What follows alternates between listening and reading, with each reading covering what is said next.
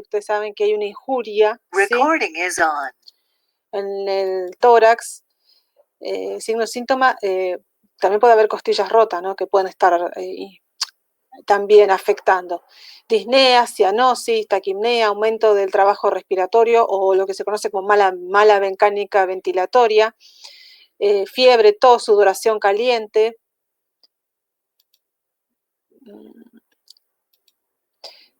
Bueno, las contraindicaciones es un trauma penetrante o cerrado sin signos vitales en el lugar del trauma, lesión cerrada sin signos vitales, paciente que no responde a los tratamientos, serán sometidos obviamente a cirugía, ¿sí?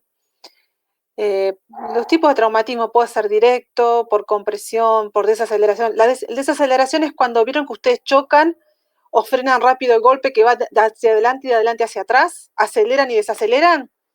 Ese es el desaceleración penetrante, bueno, que puede ser por algún corte o algo.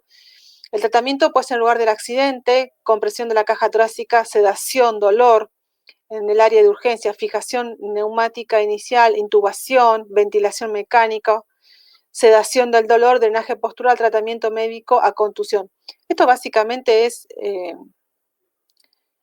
yo lo puse, pero en realidad es en emergencia se usa esto, cuando un paciente tiene un trauma por accidente o porque se cayó. Los adultos mayores cuando se caen al piso y se golpean.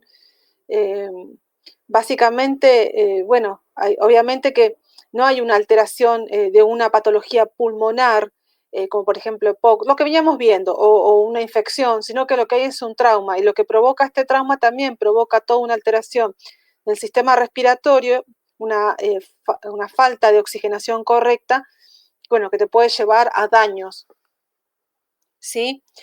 Pero básicamente los traumas son por diferentes motivos, desde un accidente hasta una caída, o también implica, como les dije, un cuchillazo, un arma de fuego, ¿sí? Exámenes diagnósticos, radiografía de tórax, electrocardiograma, ecocardiograma, tomografía computarizada y broncoscopía. Lo que se busca es evaluar luego del trauma el estado de los pulmones y también del corazón. Lo que ocurre aquí, que hay por ahí mucha rotura de costillas, hay mucha rotura de costillas y esta rotura de costillas puede lesionar, ¿sí? A veces cuando una persona tiene un paro cardiorrespiratorio y le hacen el RCP básico, suelen comprimir el tórax. Siempre se dice que es mejor hacer que no hacer nada, pero a veces quien no lo sabe hacer puede quebrar costillas que pueden terminar lesionando los pulmones, pero aún así es mejor que no hacer nada, ¿sí? Cuidados de enfermería, manejo de las vías aéreas, control de hemorragias, oxígeno, porque acá ya tenemos, en el caso que tengamos un arma, por ejemplo, de fuego o un corte, o inclusive un golpe muy fuerte, podemos tener hemorragias, ¿sí? Lo más probable es que tengamos que hacer una toracocentesis porque tengamos que drenar sangre del tórax.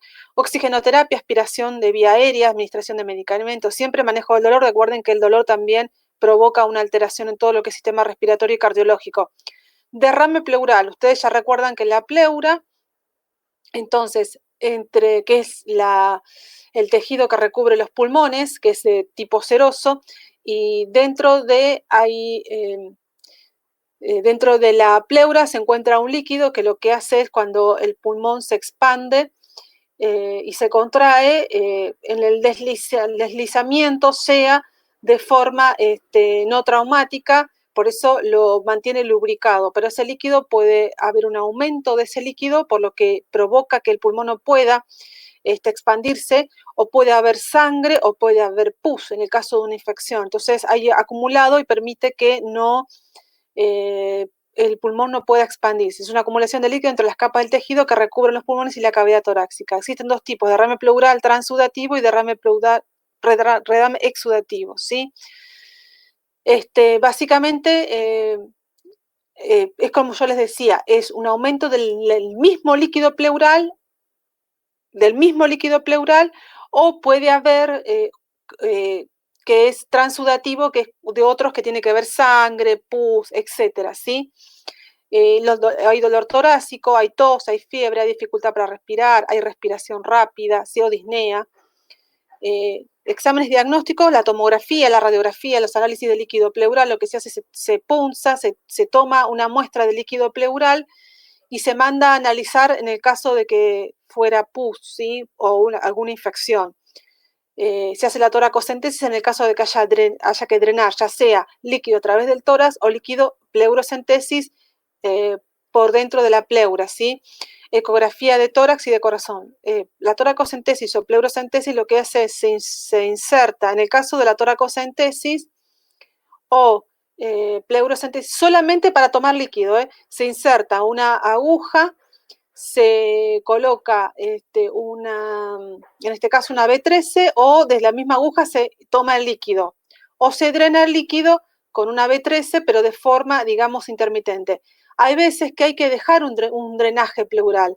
En ese caso lo que se inserta, sí, es un tubo para luego drenarlo a través de, o avenamiento pleural también se conoce, y queda el paciente con el tubo colocado el tiempo que necesite, 1 día, 2 días, 3 días, 5 días, para que haya un drenaje constante. A veces puede ser intermitente, o sea, se realiza, se extrae y se cierra, y de paso se toman muestras para mandar a analizar al laboratorio y cultivar, o a veces el paciente en el caso necesita un drenaje prolongado, ¿sí?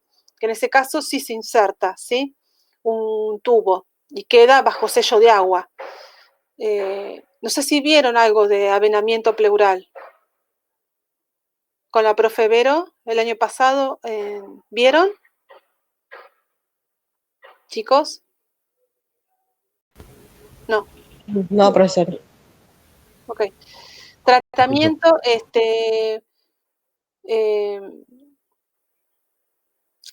hay algunos tratamientos, quimioterapia, radioterapia, cirugía, poner medicamentos en el tórax para prevenir la reacumulación de líquido luego del drenado. En este caso, a veces, ¿por qué? Porque a veces puede ser un tumor el que esté provocando un aumento también, ¿sí? De líquido.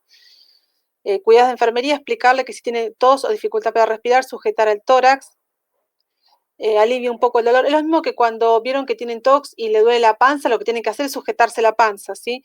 Controlar signos vitales, evaluando especialmente el sistema respiratorio y cardíaco, ponerlo en posición semisentada o semi-Fowler o Fowler, acompañamiento del paciente si se presenta el dolor y administración de analgésicos, ¿sí?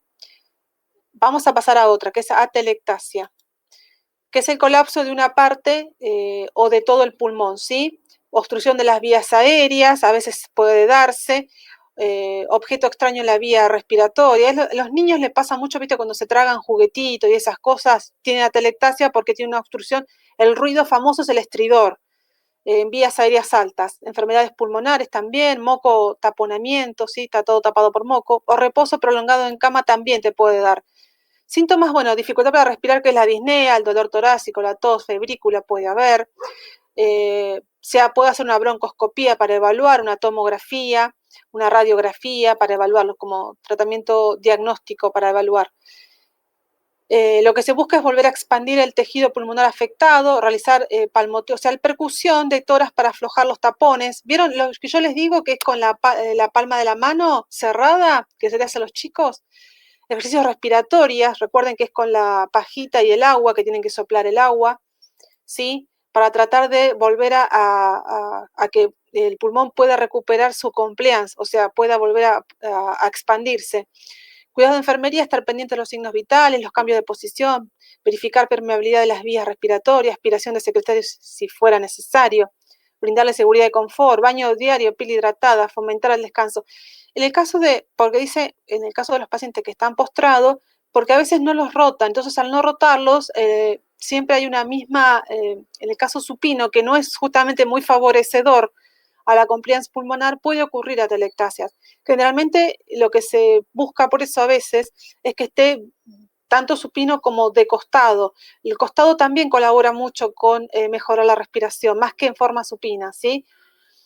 Por eso siempre hay que tratar de cambiarlos de posición primero para el cuidado de la piel, ya sea lateralizado, izquierda, derecha, supina, o sentado, semisentado, sentado al borde de la cama. Van cambiando las posturas y eso colabora mucho con también lo que tiene que ver con la forma y la expansión del pulmón, ¿sí? Diagnóstico, como ya le dije, la tomografía, oximetría, broncoscopía, ultrasonido ya casi no se usa el ultrasonido, ¿sí? Que lo que sea es una ecografía básicamente lo que se hacía, pero ya no se hace más.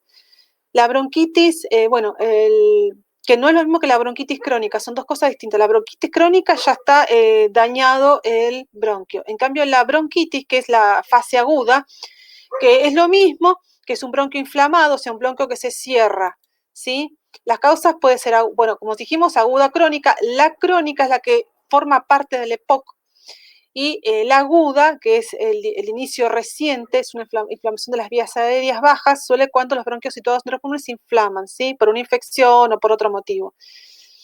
En el caso de la crónica, generalmente no se da por infecciones crónicas, sino que se da por, también puede ser alguna patología, como por ejemplo que tuvo tuberculosis y quedaron las cicatrices, quedaron los bronquios dañados, entonces ya quedó crónico, eso sí.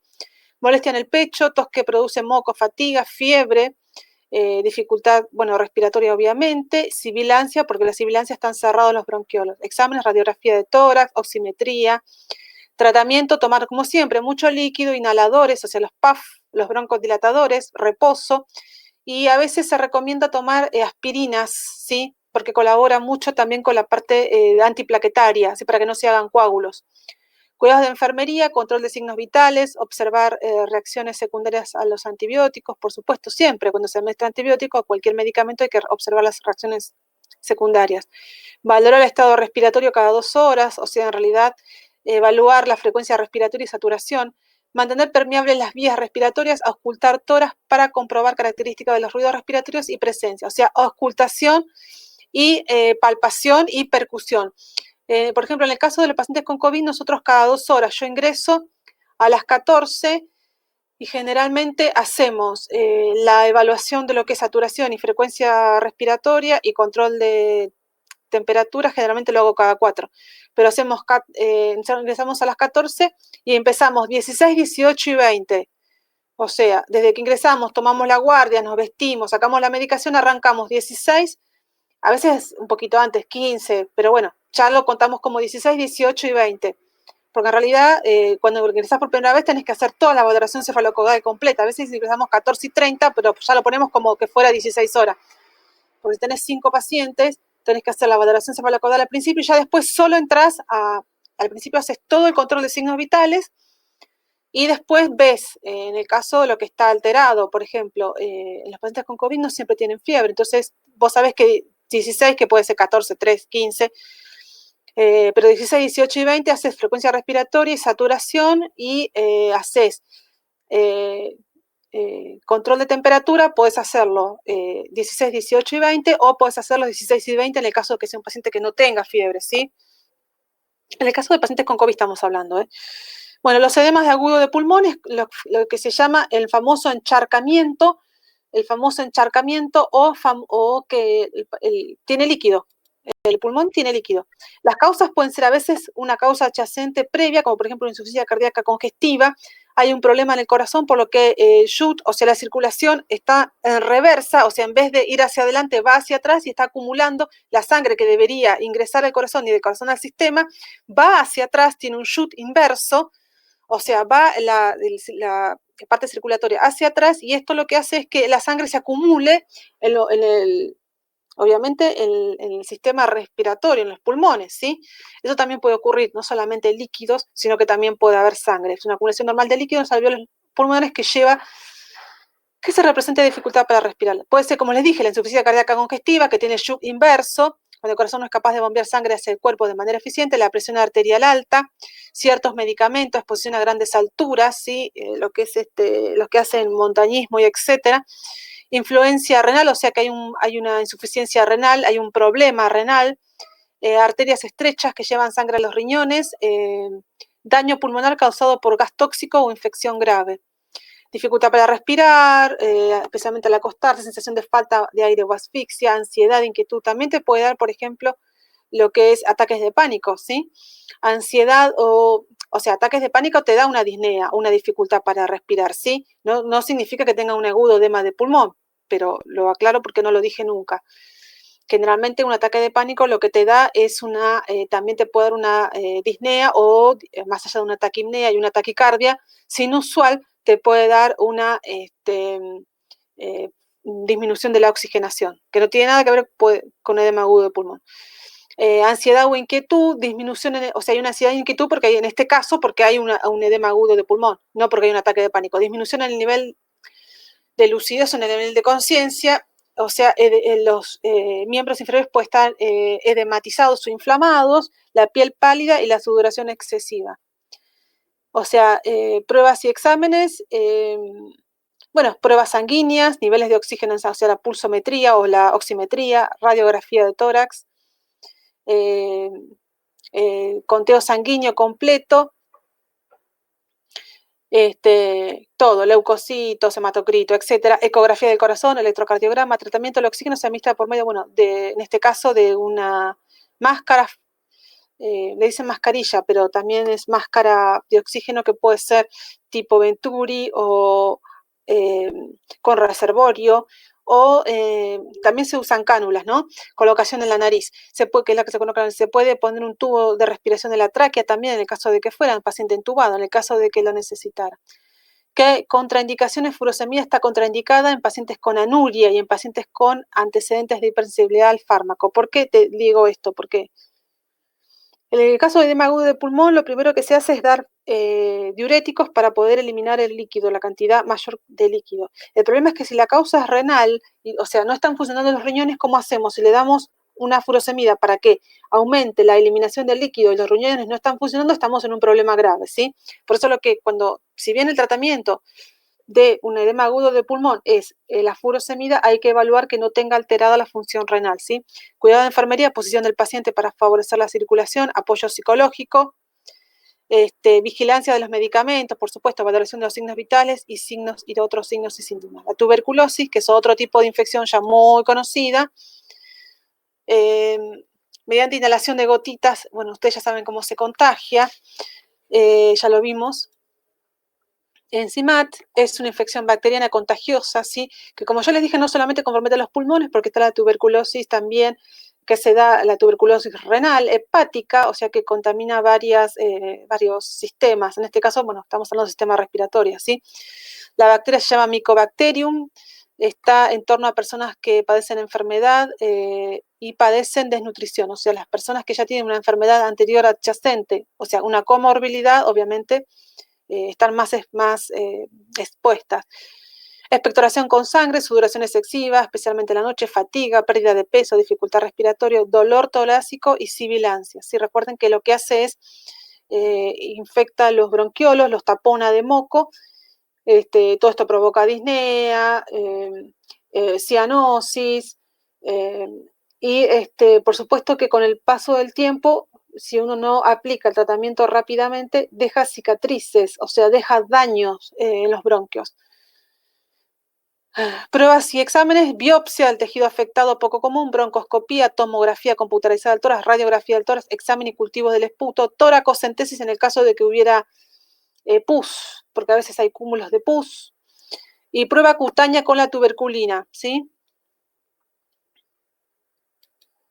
Tratamiento, el oxígeno se administra por medio de una mascarilla, bueno, o también, ya saben, de cánula, diuréticos, los cuales para eliminar líquidos en el caso de que fuera necesario, y medicamentos para fortalecer el miocardio, porque obviamente están muy afectados los pulmones, y recuerden que como está muy unida la parte cardiológica, puede afectar toda la parte cardiológica. Cuidado de enfermería, control de signos vitales. Siempre cuando aplicamos oxigenoterapia, hacemos la evaluación de oximetría o pulsometría, y obviamente evaluamos que esté conectada correctamente a digamos, al oxígeno, o sea, a lo que te provee el oxígeno, ya sea que puede ser desde de proveedor de oxígeno central o puede ser un tubo de oxígeno. Hay que evaluar, si en el caso de que tengan los hospitales tubos de oxígeno, hay que tener mucho cuidado cómo se manipulan los tubos de oxígeno, ¿sí? Porque el tubo de oxígeno puede explotar. O sea, ustedes saben, hubo un caso en el hospital de Escobar que se cayó un tubo de oxígeno y arrancó una puerta, decir que no venía ni se iba nadie, pero pudo haber sido grave, ¿sí? Hay que tener mucho cuidado cuando se manipulan los tubos de oxígeno que no se caigan al piso, que de muchísimo cuidado, ¿sí? Bueno, obviamente que como dijimos, más allá de la infección, la fiebre y la disnea, lo que hay es un adelgazamiento porque estos pacientes pierden el apetito, ¿sí? Entonces hay que evaluar el estado nutricional, la alimentación. Recuerden que se hacen en pequeñas cantidades, varias veces al día, y tener en cuenta siempre el descanso, ¿sí?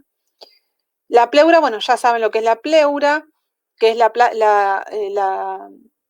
el tejido seroso que envuelve los pulmones, que tiene contacto ya sea una parte parietal, que es la parte externa, que tiene contacto con el tórax, y una parte interna que tiene contacto con los pulmones. Y en el espacio se encuentra el líquido pleural, ¿sí? Bueno, como les dije, el líquido pleural, que lo que hace es colabora en lo que tiene que ver con la expansión pulmonar para que esta no sea de forma traumática, si no haga un roce con lo que es el tórax y sea traumático o dañe los pulmones. Y principales enfermedades de la pleura puede ser el neumotórax, que es presencia de aire, y el hidrotórax, que puede ser presencia de líquido, ya sea líquido, cuando hablamos de líquido, puede ser líquido pleural, puede ser sangre o puede ser también pus, ¿sí? En el caso del neumotórax, la presencia del aire u otro gas en la cavidad pleural repercute, o sea, ya sea aire, ven, fíjense, acá tenemos, fíjense en un pulmón que está normal y un pulmón que no puede expandirse, porque está lleno de aire, está ocupado, el lugar que él debería ocupar para poder expandirse está taponado de aire en el caso de que fuera un hidrotórax, puede ser sangre, puede ser pus, puede ser simplemente un aumento del líquido pleural, ¿sí? Entonces el pulmón colapsa, obviamente. Los síntomas más frecuentes es el dolor, es un dolor punzante que va desde el costado, se irradia hacia el resto del tórax y el cuello, muy intenso. Puede existir manifestaciones, bueno, obviamente que como cuesta respirar, hay disnea, hay sudoración, por el mismo dolor también, porque es como si te clavaran un cuchillo más o menos, entonces hay como una sudoración, taquicardia, una palidez, ¿sí? Puede haber tos seca, hemóptisis, o sea, sangrado proveniente del pulmón, síncope, o sea, desmayos, debilidad, y obviamente que se observa la utilización de los músculos torácicos en la inspiración y pueden no visualizarse en el caso de que haya un trauma. Un hidrotórax o un neumotórax también te lo puede dar un trauma. ¿Se acuerdan que habíamos visto trauma hace un ratito? Bueno, también te puede dar, causas, etiología y clasificación, bueno, puede ser la función de las traumáticas, es como recién les dije, traumáticas, cerrado o abierto, depende de heridas, iatrogénicos o espontáneo. Puede ser, a veces hay personas que por ahí están jugando la pelota y no se golpean ni nada, pero se hacen un neumotórax, es normal. Y iatrogénicos también puede deberse por quizás algún medicamento, algo inhalatorio, sí, también. En función de la enfermedad pulmonar de base, espontáneos o secundarios. A veces pueden ser espontáneos primarios cuando no hay una causa, y si hubiera una causa es espontáneo secundario, ¿sí? Bueno, nada, el neumotórax traumático ya sabemos que puede ser por un golpe, esto es importante, a veces, porque como yo les dije, no solamente puede ser por un accidente, un golpe, una caída, sino a veces por barotrauma. ¿Qué es el barotrauma? Generalmente el barotrauma se da por diferencia de presiones. ¿Se acuerdan que al principio nosotros repasamos lo que era la diferencia de presiones? Que dijimos que a presión atmosférica es de 760 y se maneja, según ley de Boyle, de mayor a menor presión. Entonces, cuando el aire tiene que ingresar, yo necesito disminuir la presión intrapleural 2 a 758, y cuando el aire tiene que salir, yo tengo que aumentar la presión intrapleural a 762 para vencer los 760 de la presión atmosférica, y de esa forma el aire ingresa y sale constantemente según ley de Boyle de mayor a menor. Entonces, cuando yo cambio mi presión atmosférica, estoy en un problema porque ya no tengo 760, ¿sí? Si yo me voy al Himalaya, te puedo asegurar que tenemos más presión. Si yo subo arriba de un avión, te puedo asegurar que tengo más presión. Si yo voy a bucear a no sé, a México, suponte, las profundidades, cambia, ya no tengo mi presión atmosférica de 760. Y este cambio de presión atmosférica hace que yo tenga una alteración, porque ya no es de mayor a menor, mis pulmones no pueden vencer. Suponte que yo estoy en un avión y mi presión dejó de ser de 760 atmosférica y estamos a una presión de 1000. ¿Mis pulmones cómo hacen para conseguir el 1002 para poder sacar o meter el aire? ¿Sí? Porque mis pulmones están acostumbrados a un 762, a un 758, 762, 758. Y de repente yo me encuentro a un nivel de presión de 1000 y mis pulmones yo no los acostumbré a que puedan llegar. Obviamente que hay entrenamientos de los alpinistas para poder lograrlo, hay todo un entrenamiento previo, inclusive hay medicación. Cuando uno, por ejemplo, va a lugares donde puede provocar apunamiento, que tiene que ver por un aumento de la presión atmosférica, lo que se llama el apunamiento, puede tomar medicación, que es, por ejemplo, la medicación típica que toman en la preparación. Los alpinistas se llama acetazolamida, que ustedes la deben conocer, que es un diurético. Este diurético colabora en lo que es, es parte de la preparación para aquellos pacientes que van a, o aquellas personas que van a realizar alpinismo o que hacen escalamientos. Hay muchas personas que hacen escalamientos en montañas, a veces, pero no alpinismo, sino escalamientos, escalan montes, montañas. Hay uno que inclusive lo hacen sin arneses, que no me acuerdo ahora, que vino hace poco ese chico que escaló una de las montañas, pero con sus manos, solamente con sus manos, sin ningún cuidado, sin nada. Se llama personalizado, pero tiene otro nombre. Que escalan solo sin protección alguna, sin arnés, sin nada, solo con las manos. Y estuvo hace poco ese, chico que hoy tiene como 30 y pico de años, en Neuquén. Vino acá a escalar, pero con arnés, en este caso. Pero en Estados Unidos es muy famoso porque hizo escalaciones,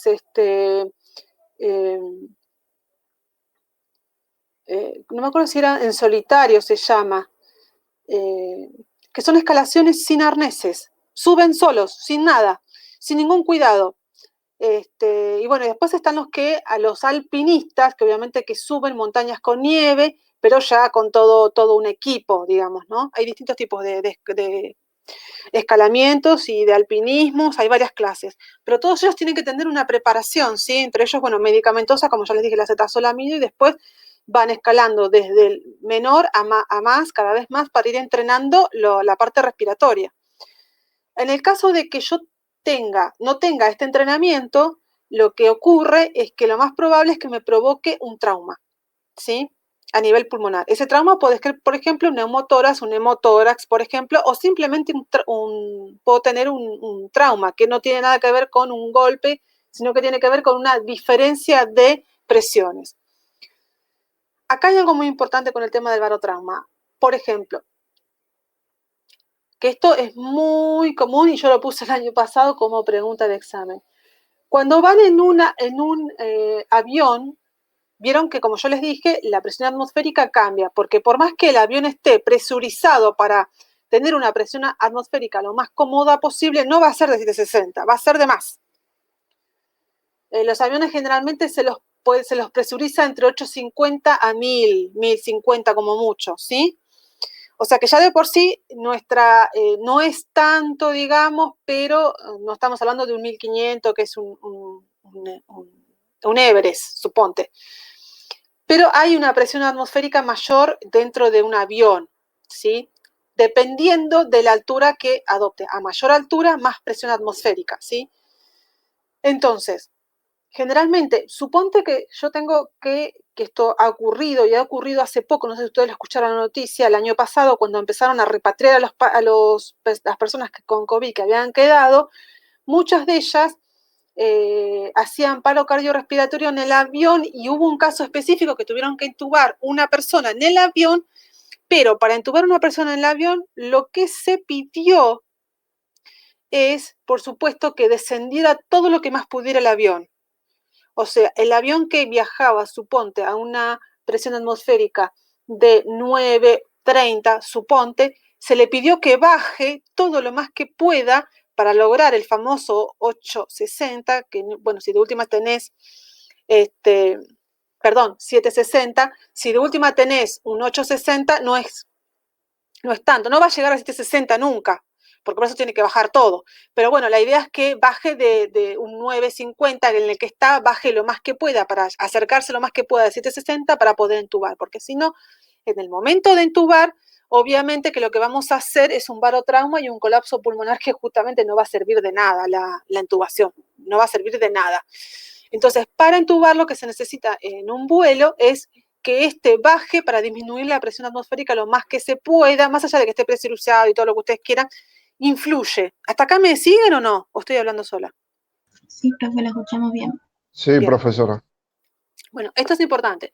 Por lo del tema del barotrauma, ¿vieron cuando ustedes van y dicen, ay, yo voy a las Islas Canarias y voy a hacer buzo? Tengan cuidado porque primero un buen buzo primero los entrena. Generalmente cuando uno contrata buceo, lo que hacen es les ponen todo la escafandra, todo el equipo y los hacen entrenar en una piscina 2 días antes y después, 2 días antes, un día antes y después los largan directamente. No es que van así, no, así, ay, ya te tiro el buzo y te tiro, porque tienen que entrenar la parte respiratoria para no sufrir un barotrauma. Y lo mismo los alpinistas. Y lo mismo cuando están en un avión, ustedes saben que no creo, esperemos no les pase nunca, pero si tienen que asistir a una intubación en un avión, recuerden que lo que tiene que, el doctor recuerde que hay que pedirle al piloto que baje para lograr la presión atmosférica lo más óptima posible para que la intubación sea un éxito. Si no, estamos haciendo nada porque terminamos en un barotrauma y lo matamos igual, ¿sí?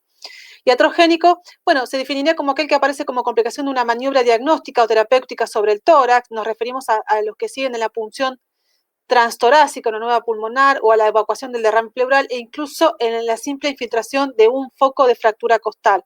Es lo que yo les decía, ¿se acuerdan que a veces uno sin querer, pero de cualquier manera, a nada, es mejor hacerlo? Si yo tengo que hacer un RCP básico y quiebro una costilla, termino lesionando, pero y de cualquier manera, hay gente que dice, no, no lo quiero hacer porque puedo romper una costilla, pero por ahí lo haces, lográs, obviamente, reactivar el corazón y tiene la costilla rota y después vemos cómo lo solucionamos. Pero a no hacerlo, es preferible hacerlo que no hacer nada, siempre, ¿sí? Neumotoras espontáneas, bueno, es lo que yo les venía diciendo, que a veces están por ahí jugando, caminando y de repente, ¡pum!, se provocó, o sea, provocó una motora espontánea. No hay mucha explicación de por qué. A veces los neumotoras espontáneos, por supuesto, se dan, por ejemplo, también cuando tenemos mayor presión atmosférica, por supuesto también, pero eso ya implicaría hacer un barotrauma, ¿sí? Y el secundario es porque hay una patología previa y debido a esta patología es que se provoca. Eso básicamente es lo que tienen que saber de esto. Imágenes diagnósticas, bueno, como ya dijimos, puede ser, o sea, tomografía, resonancia magnética, radiografía. También en la exploración recuerdan que cambia, en la ocultación cambia. Recuerden ustedes que el murmullo vesicular es el ruido normal, es un ruido más bien timpánico. Cambia, en el caso de si hay líquido pasa a ser más líquido, ya sea sangre, pus, pasa a ser más mátido, o si hay aire pasa a ser muy campanoso, o sea, muy, muy campanoso. Es muy timpánico, digamos, si hay aire. O sea, debe ser un murmullo vesicular suave, no un ruido muy acampanado, ¿sí?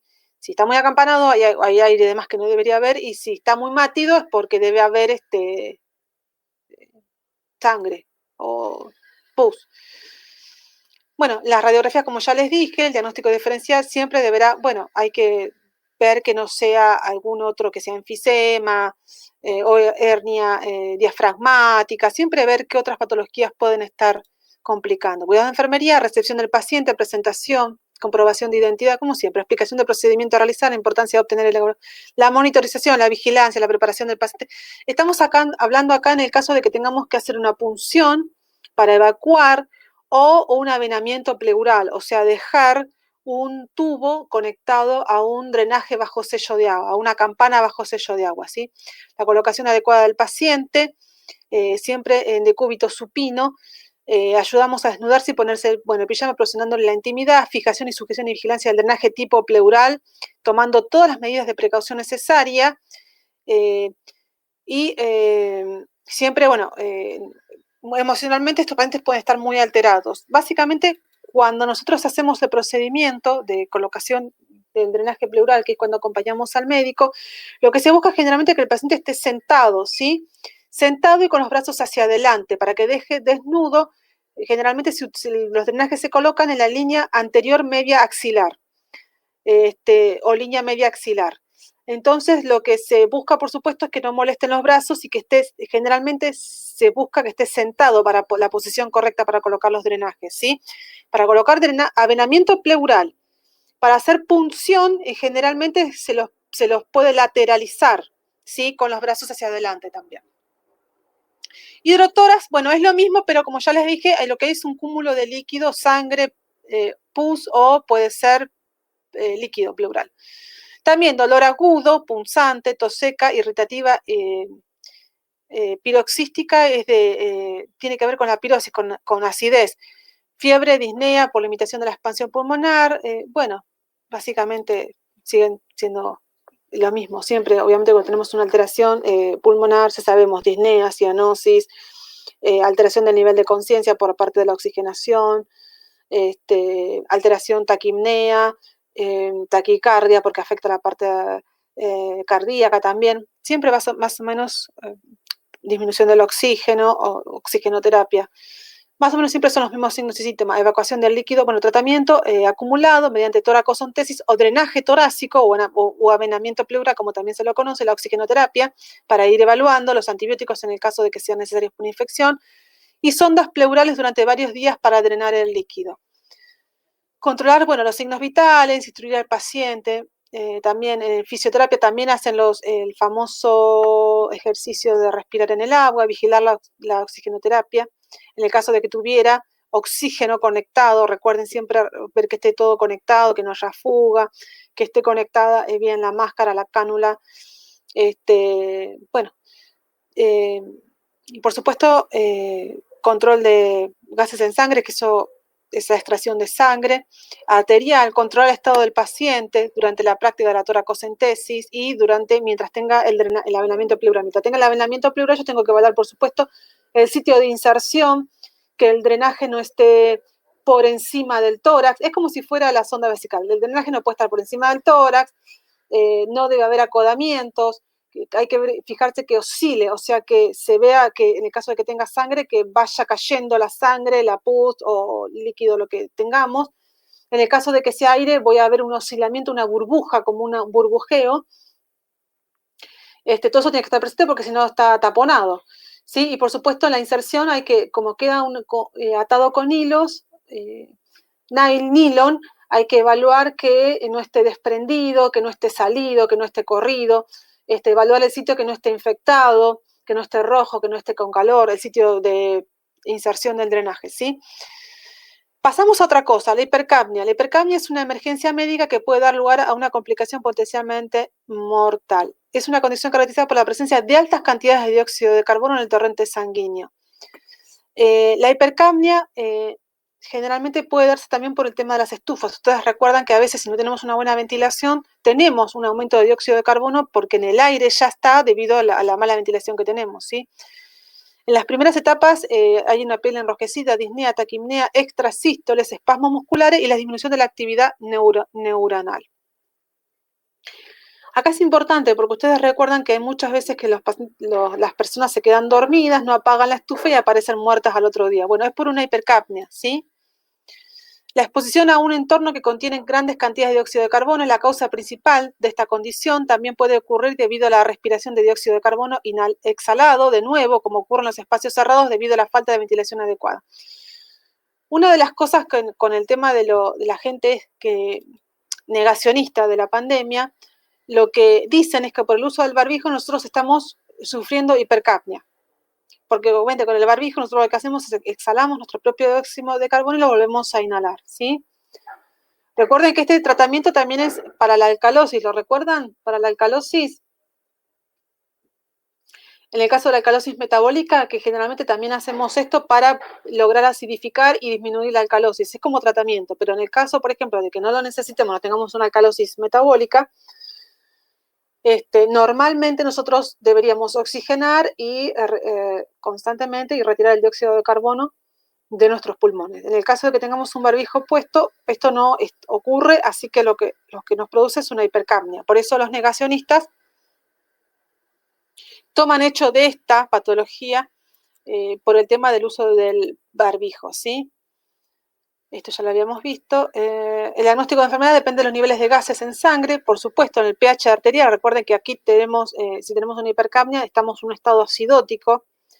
Manifestaciones fisiológicas, se trata de detectar los síntomas clínicos como respiración rápida y superficial relacionado con la hipoventilación, lento ritmo de la respiración, obstinación, depresión del sistema nervioso central, hipertensión, taquicardia, arritmias. La presencia de otros síntomas médicos de esta condición puede defender el tipo de, agentes causales, como siempre cuando hay disnea está acompañado de fatiga y debilidad muscular porque eso te agota y te cansa. Y también eso siempre está acompañado con una disminución de la ingesta, porque la gente justamente como tiene disnea, debilidad y cansancio, no come, ¿sí? Así que también está acompañado de una anorexia. Más o menos los signos y síntomas, para acordárselo, ustedes tienen que ir asociándolos y después se lo acuerdan solitos, ¿sí? En el caso de la hipercapnia, recuerden que como está asociado a aumentos de dióxido de carbono, recuerden que esto lleva a una acidosis, lo vimos, ¿sí? En este caso, respiratoria, ¿sí? Cuidado de enfermería, extraer al paciente de un ambiente lleno de dióxido de carbono y suministrarle oxígeno, ¿sí? Asegurar una ventilación adecuada, uso de esteroides correctamente, el uso adecuado de los laxantes, a veces máscara de oxígeno y cámara hiperbárica. La cámara hiperbárica no hay muchas, creo que en la ciudad autónoma de Buenos Aires hay 2 lugares. Nosotros tuvimos un caso de una enfermera cuya hija, nieto y esposo sufrieron, dejaron una estufa abierta, una estufa prendida y a tiempo el niño lloró y cuando se levantaron tenía una debilidad excesiva, no entendían lo que pasaba, entonces la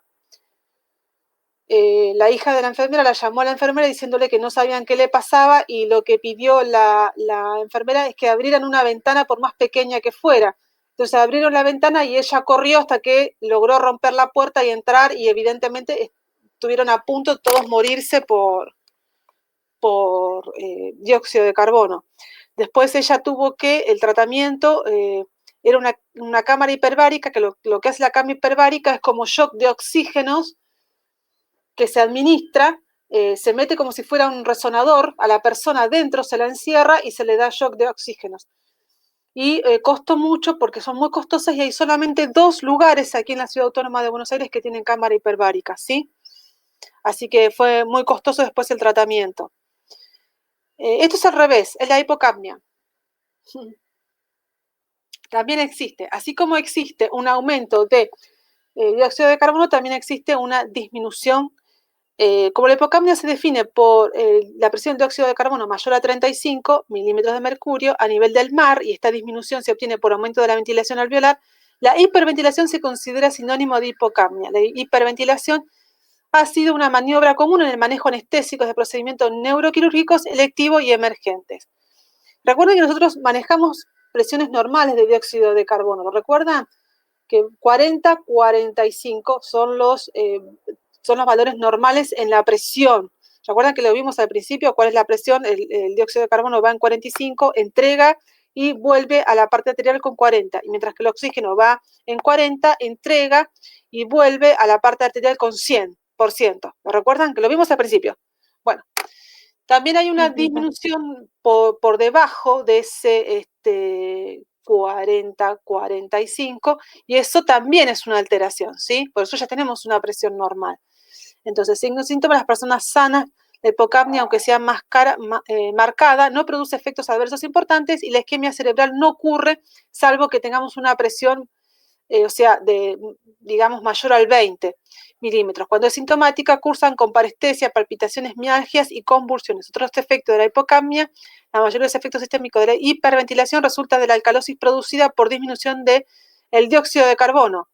Y esto se ha documentado a nivel cerebral, pulmonar, cardíaco, placentario y tejidos. O sea, cuando yo tengo una alcalosis, ¿qué significa una alcalosis? Que tengo mucho bicarbonato y muy poco dióxido de carbono. O sea, no es acidosis, es alcalosis aumentada. Entonces esto también me provoca una hipocapnia, ¿sí? Entonces, el examen clínico, verificar los signos que indique compromiso pulmonar, neumonía, pleuresia, broncopatía. O sea, primero tenemos que descartar patologías adyacentes. Detectar los signos de gravedad, cianosis, signos de shock, trastornos de la conciencia, radiografía de tórax, ayuda a confirmar la existencia de una causa pulmonar. Si no hay causa pulmonar, entonces tenemos que evaluar entonces qué puede estar ocurriendo, por qué hay, en este caso, los síntomas que hay, y puede ser una hipocapnia. Los gases arteriales pueden registrar la existencia de hipocapnia, el grado de hiperventilación y la presencia de acidosis metabólica. O sea, básicamente, la hipocapnia no la vamos a encontrar con una radiografía de tórax, no la vamos a encontrar con una tomografía, pero sí tenemos que hacerla para descartar patologías. En el caso de que no encontremos ninguna patología, entonces a través tenemos que vigilar los gases en sangre y, por supuesto, los signos y síntomas. Como ustedes saben, en la hipocapnia hay una hiperventilación por lo que se está perdiendo o a través de se está perdiendo dióxido de carbono, ¿sí? O hay que evaluar en el caso de que tengamos una alcalosis muy elevada, ¿sí? Cuidado de enfermería, el objetivo es elevar los niveles de dióxido de carbono en la sangre, con lo cual se terminarán la mayoría de los síntomas. Para lograr esto se debe indicar al paciente cómo respirar, como por ejemplo respirar a través de los labios fruncidos, como si estuviera apagando la llama de una vela, o se puede cubrir la boca y una fosa nasal y respirar por la otra fosa. ¿Qué es lo que se busca? Digamos, como que acá tenemos que ponernos el barbijo para respirar nuestro propio dióxido de carbono, básicamente. O sea, lo contrario de lo anterior, de la hipercapnia, acá es la hipocapnia, necesitamos retener el dióxido de carbono para no perderlo. La asfixia es otra cosa. La asfixia o ahogo se presenta cuando alguien no puede respirar debido a que el alimento, un juguete u otro objeto están una obstrucción respiratoria. No estamos hablando de la asfixia de asesinato, estamos hablando de la asfixia por obstrucción, La asfixia puede ser causada por prótesis dentales mal ajustadas, consumir alcohol también, estar inconscientes e inhalar su propio vómito, lo que es broncoaspiración, tragarse objetos pequeños, lesión en la cabeza también, por lo que cuando tenemos una lesión en la cabeza hay un edema también, secuelas de accidentes cerebrovasculares, inflamación de las amígdalas, tumores, o sea, todo que pueda obstruir. La asfixia abarca labios y uñas morados, que significa cianosis. Yo les pongo todo esto, pero ustedes tienen que empezar, no está muy terminológicamente, pero labios y uñas morados, cuando están azulados es cianosis. En este caso, en la asfixia, están morados, que no recuerdo la terminología para morados. Pero cuando están azulados es cianosis.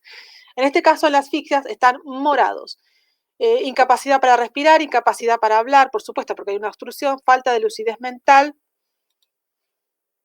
Y bueno, la maniobra de Heimlich, que ya no sé si ustedes la conocen, en el caso de que haya una obstrucción superior, lo que se hace es, en el caso del niño lo tenés que colocar boca acá para abajo y con la mano le vas golpeando la espalda entre los omóplatos para que pueda despedir la obstrucción.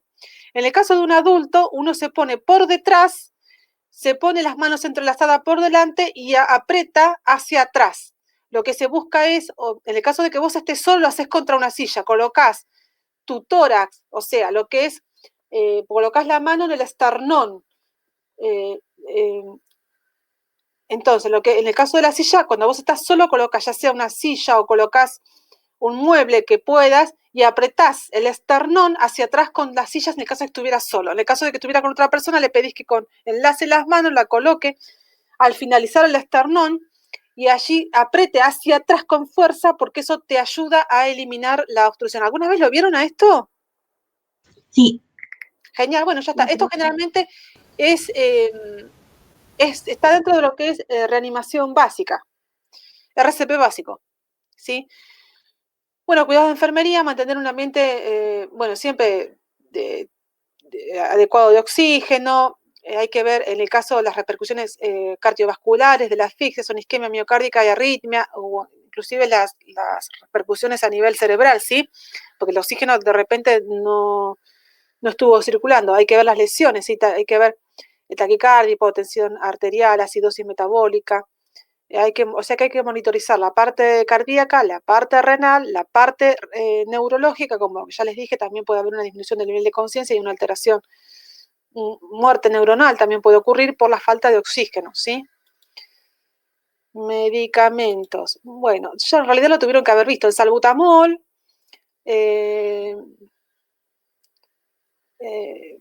bueno, ya medicamentos yo se los dejo, pero broncodilatadores, antitusivos, esto ya lo tienen que haber corticoides. Lo tienen que haber visto con Maita. Hasta acá. Sí. ¿Por qué guardar? ¿Hicimos algún cambio?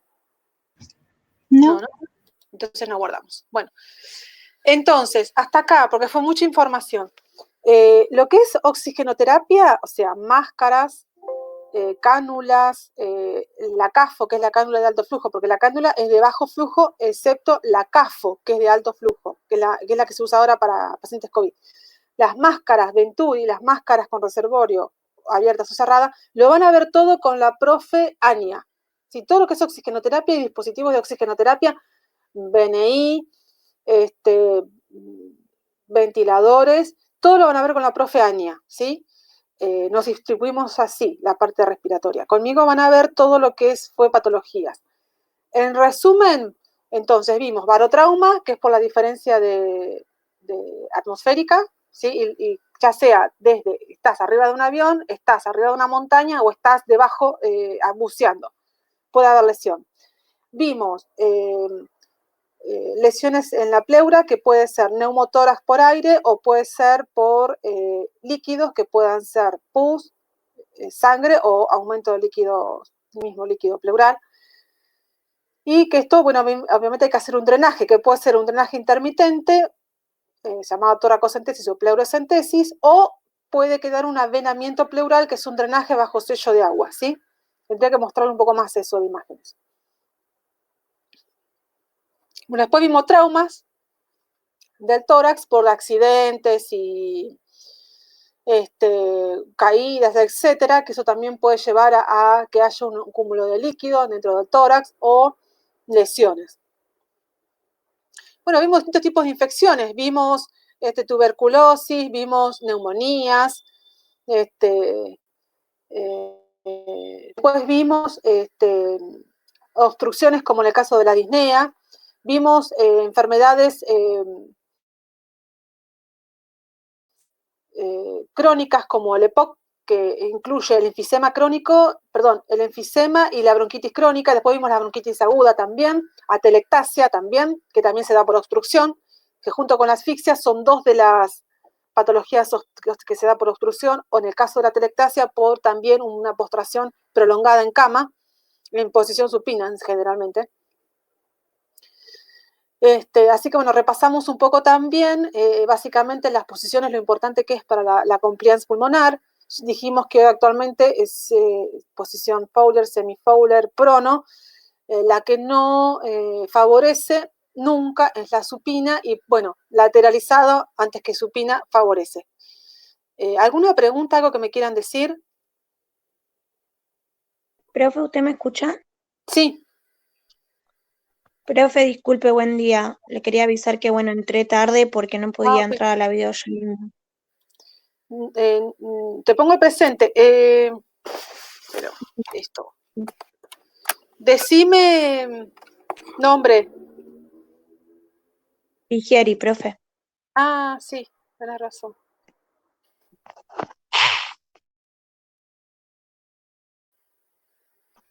Gracias. Ya te había puesto ausente, mira. ¿Alguien más que haya Sí, entrado porque sé tarde? que estaba con una lista, pero no podía entrar. ¿Alguien más? Luz profesora. ¿Quién? Profe. Sí. Yuca, Cintia. Ah, ¿el pajuelo está? Sí, profesora, presente. Okay. Y yuca, ahí te pongo. ¿Alguien más?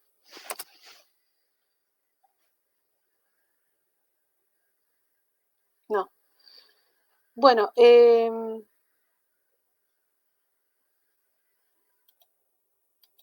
como verán, yo intenté, dije, si termino rápido con...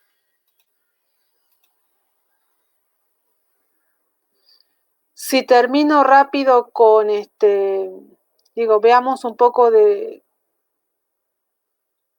taller para que puedan realizar, pero no pude. Vamos a ver si...